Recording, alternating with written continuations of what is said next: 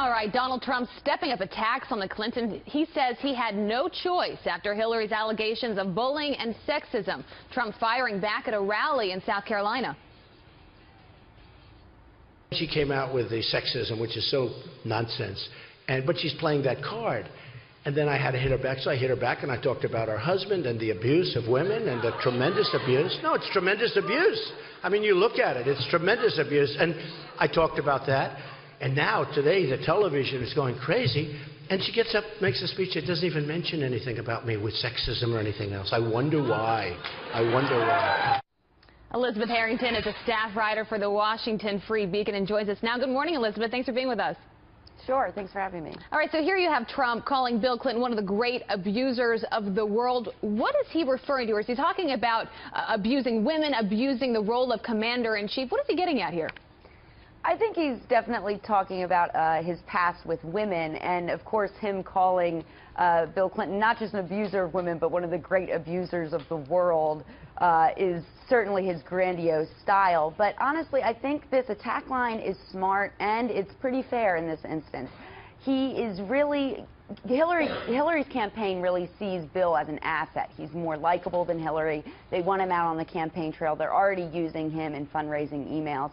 But if Trump keeps hitting him on this line, bringing up his past, and branding him as sort of a sexual predator, it's really going to hurt Hillary, because if Trump's talking about it, the media's talking about it, and that can't be good for Hillary to have to talk about all this stuff from the past. So what does Hillary do? Because if there's one thing we've learned about Donald Trump as a campaigner, he only doubles down on his attacks, and it's clear he wants to go head-to-head with the Democratic frontrunner Hillary Clinton. We know more emails are coming out today from Hillary Clinton. I'm assuming we're going to hear from Donald Trump on that. How does she respond? It's clear now she's not wanting to address it, but how long can that last?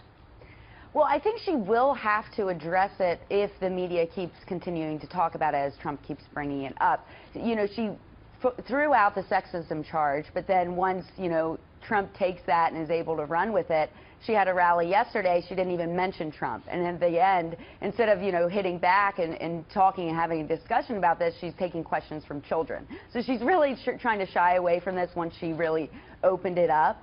But really, if the media keeps on asking questions about it, they keep talking about it, she'll have to address it. And Bill himself, he's going to be out on the campaign trail this next week, so he'll probably be asked about it as well, and it'll continue to be in the conversation. I can't wait to hear what Bill Clinton has to say about that. But this feud between Hillary Clinton and Donald Trump has now become about sexism, about abusers of women. Obviously, they're both fighting for the women vote. We know that they're more than half of the vote. Who benefits out of this? Who ultimately will do better, you think, with women based on this feud and their arguments? Well, I think Hillary will always do well with Democrat women because she is a woman and she's playing that card. But honestly, I think this could backfire because she can't really say she's this champion of women. And meanwhile, it's her past as well. It's not just Bill's. She went after all of Bill's accusers, and not just Bill, too. There was former Senator Bob Packwood, who was accused of sexual harassment. And the Diane Blair papers, Hillary wrote to her friend Diane Blair and was saying, I'm sick of all these whiny women who are accusing the senator of harassment. She just wanted to get health care passed in the 90s. So she has this history of really going after women if they're against her political agenda. So I think she'll have to address that as well. She's a Democrat. She's playing the woman card. She's going to do well with lots of independent Democrat women that are single-issue voters. But I think there's lots of issues with women that could come to hurt her as well. One thing Donald Trump does that we've never seen before, he goes after the Clintons in a way that no other candidate will do. They're not willing to go as far as Trump, so it will be interesting to see how this one plays out for him. Elizabeth Harrington, thanks for being with us. We appreciate it. And Happy New Year's Eve to you. All right, Dr. Ben Carson raising $23 million over the last 3 months. He's falling in the polls after briefly holding the top spot in early November. So now he's planning a reboot. There will be some changes made so that the campaign is more consistent with me, with the way that I am, which is not, you know, confrontational and you know, attacking other people, but who does put out the truth and is transparent and is reasonable to people. And meanwhile, a major shift for the Bush campaign, canceling several $1 million in TV ads to focus efforts on his ground game in the early voting states. Here's a look at the Real Clear Politics polling average nationally. Trump holding a 17-point lead over his closest rival. Kevin McCullough is a talk show host for Salem Media Group and a columnist for townhall.com. And Marjorie Clifton is a former consultant to the Obama campaign and a principal of Clifton Consulting. Thank you both for being with us. A lot to get here. Kevin, let's start, though, with the Ben Carson campaign. Speaking to Fox last night, saying that there are changes coming to his campaign that are more consistent with the way that he is. Obviously, he's making money still, but would he be saying this if things were going well? Not at all, and I think these are both campaigns that are really, despite what their pocketbooks look like, I think both of these campaigns are basically on the ropes.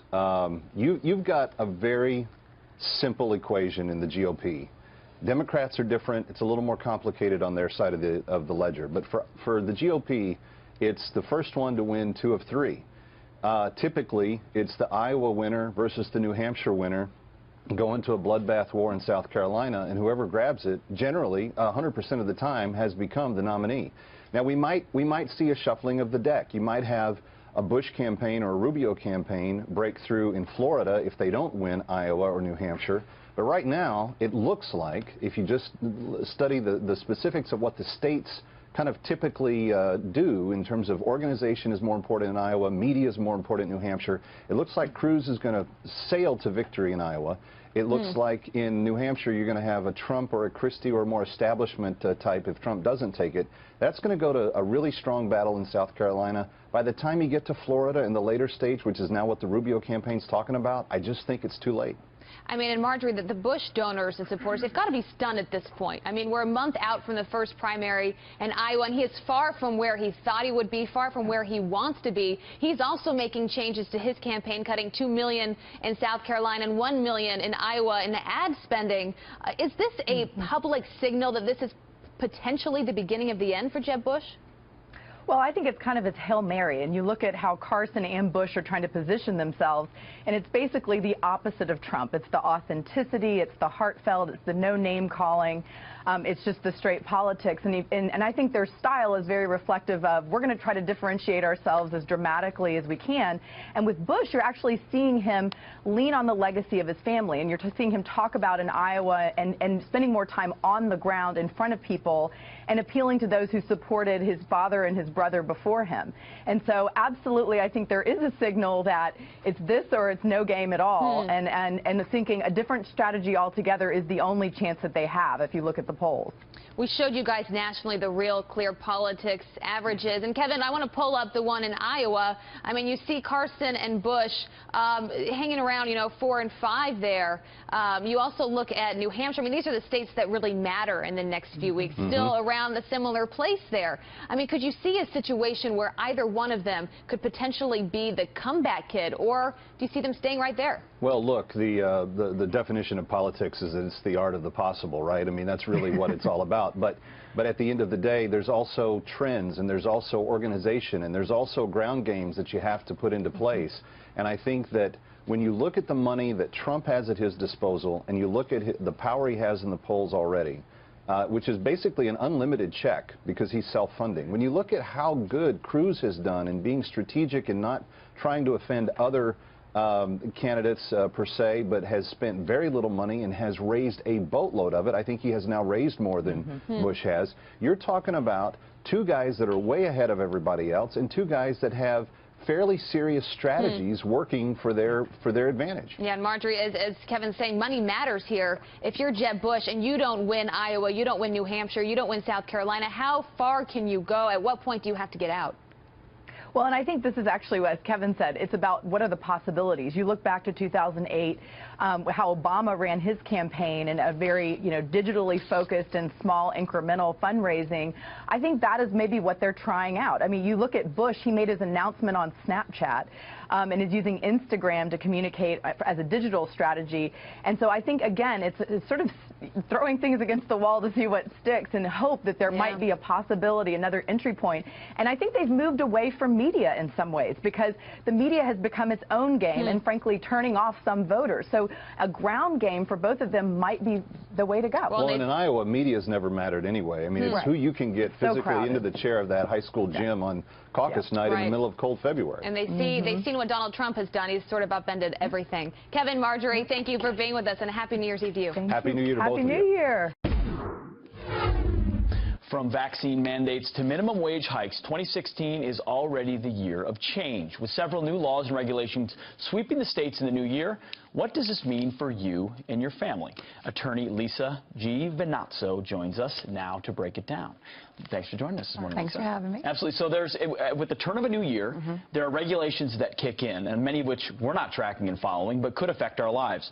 You say there's 5 sort of basic ones to take a look at. The first is about public safety. Yeah, actually, I think most of them are really coming into play because there's this compelling interest out there for safety of citizens. In the environment we live in, we're seeing it kind of go here. So we're talking about things like Homeland Security issued a Real ID, where they're saying that driver's licenses now have to be uniform across the country in order to use them in an airport.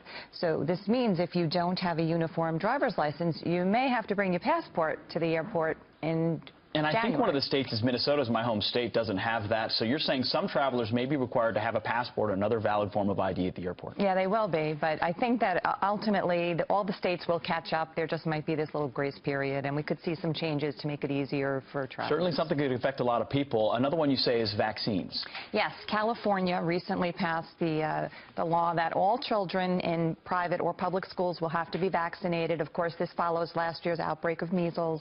131 cases were reported, but it does cover all vaccines, not just measles. So a lot of people up in arms because there's always been an exception for this. Yeah, are there exemptions allowed in that case? You know, there really aren't exemptions. They can be done on a case-by-case, but again, because the compelling interest for safety for the public at large is so strong, they're saying that the religious exception, which a lot of states still have, won't apply in California. Now, will there be challenges? Certainly. Sure there will be. Will they make it? I doubt it, because New York recently just brought a case all the way to the U.S. Supreme Court, and they said they won't hear it based on a religious challenge. Interesting. Okay. Another hot topic is gun control. It's been in the news a lot lately. What kicks in the new year? Well, we're seeing a lot of laws go both ways. In Texas, they're expanding the law, allowing people to carry and not conceal weapons. Sure. Open and carry. then in California, we're seeing them kind of constrict the law and saying even though you have a license to carry a weapon, you won't be allowed to bring it on campuses. So I think a lot of movement here, obviously, in response to a lot of the mass shootings that we're seeing. It may be interesting to watch which way the public safety trends as a result as well. Sort of a couple of case studies there with loosening and tightening gun control laws. Quickly, minimum wage hikes. Yes, a hot topic. Minimum wage hikes go into effect in January. A lot of states have implemented them, especially New York, will go up from $8.75 to $9. Probably more what you want to watch is the raise in the hospitality industry, because they're now saying that hospitality wage hikes go up, and while we're seeing a shift in national averages on a statewide basis, hospitality is going up 50%. Another state-by-state issue with states taking it into their own hands. Lastly, marijuana laws. They seem to be loosening. I think all eyes will go to California, to Colorado, right? Because now we have legal marijuana.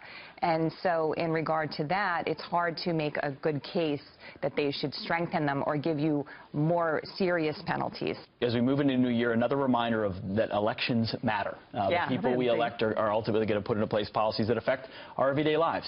Lisa G., thank you very much for joining us.